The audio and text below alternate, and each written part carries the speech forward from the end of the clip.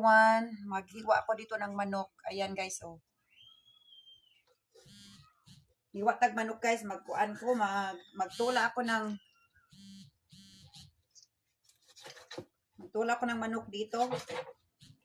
Oh, siguraduhin ko walang buto kasi yung asawa ko hindi mahilig sa buto.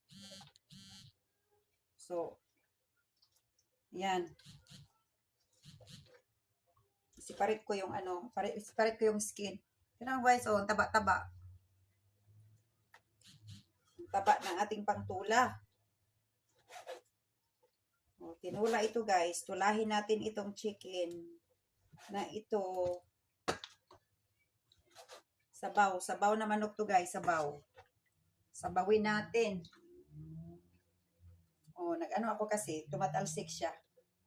Ayan guys, oh, manok pa more. Diba? Oh, ayan. So, masarap.